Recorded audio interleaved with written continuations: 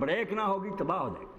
اللہ نے اس بریک کا انتظام کیا کہ مقاصد اور اغراض اور اپنے مطلب یہ تو میں نے خود رکھیں کہ اس کے لیے تم دوڑ دھوپ کرو، مگر اس کے لیے راستے تجویز کیے، جگہ جگہ کھمبے لگا دیے کہ ادھر نہ مڑ جانا، بربادی ہے، ادھر کھڈ ہے، ادھر یہ ہے۔ دیکھتے ہیں ہم سڑکوں پر، اللہ تعالیٰ نے اسی لیے فرمایا کہ جو صرف خواہشات کے ہاتھ میں باغ ڈور دے دیں گے کہ جو جی میں آیا کر لو، خود بھی تباہ ہوں گے، سارے انسان بھی برباد ہو جائیں گے۔ جو علم کے ہاتھ میں باغ ڈور دیں گے، یہ بریک، اس پر پاؤں رکھیں گے۔ علم تو اللہ کہتا ہے علم آ جانے کے بعد پھر جب تک علم نہ ہو پھر بھی کوئی بہانہ ہوتا کہ کسی علاقے میں نبی کو آئے دیر ہو گئی، لوگوں کو روایات بھول گئیں۔ اللہ مانتا ہے کہ ما انذر آباؤہم، دیر ہو گئی، ان کے باپ دادوں کو نہیں ڈرایا گیا، اس لیے کوئی بات نہیں، مگر اب جب نبی آ گیا، سورج طلوع ہو گیا، رات ختم ہو گئی، اب ٹھوکریں کھانے کا کیا جواب؟ اب اگر تم بھٹکو گے تو صرف اپنے آپ پر ظلم کرو گے، تمہارا کوئی عذر نہیں سنا جائے گا۔ تو اللہ تعالیٰ نے اس کے لیے شروع سے ہی زمین پر پہلا انسان ہی تھا۔ اب یہ جاہل پرویزی بھی اور دوسرے نہیں، آدم کوئی نہیں تھا، فلاں کوئی نہیں تھا، مگر کئی جگہ پھر مجبور ہو جاتے ہیں، حقیقت جو ہے نا وہ منوا لیتی ہے۔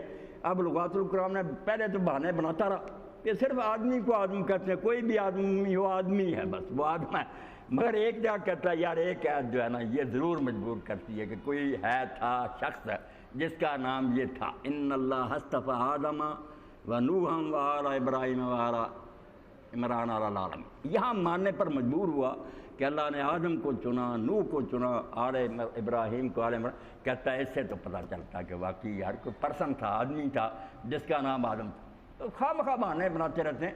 اللہ کہتا ہے یہ جو کہتے ہیں ارتقاء والے کہ انسان دیر تک جانوروں کی طرح رہا، کوئی نیکی بدی کا پتہ نہیں تھا، آہستہ آہستہ اخلاقیات کا جھوٹ بولتے ہیں۔ انسان جب زمین پر اترا پہلا انسان ہی پوری طرح روشنی لے کر آیا، وہ دین کو جانتا تھا، نبی و مکلم نبی تھا، اس کے ساتھ اللہ کلام کرتا تھا۔ اللہ یہ ظلم کر سکتا تھا کہ انسانوں کو بھٹکنے کے لیے چھوڑ دے؟ نہیں، اس نے اگر نیکی بدی دونوں کی طاقت انسان کو دی تھی تو اس کو صحیح برتنے کے لیے ادھر نہ جانا ادھر جانا، ساتھ ہی نبوت کا انتظام کرے پہلے دن، اور وہ آتے رہے لگاتار۔ اور یہ سلسلہ اس دن رکا جب ایسا پیغمبر آ گیا جس نے جو پیغمبروں کے آنے کی ضرورتیں ہوتی ہیں وہ پوری کر دین مکمل کر دیا کہ اب کوئی سبق نہیں رہ گیا جو پڑھایا گیا، محفوظ کر دیا دین کو کہ اس میں اب رد و بدل نہیں ہوگا۔ پچھلی امتیں بگاڑ دیتی نہیں، کتابیں اب نہیں بدلے گی، یہ کتاب صحیح رہے گی ہر حالت میں۔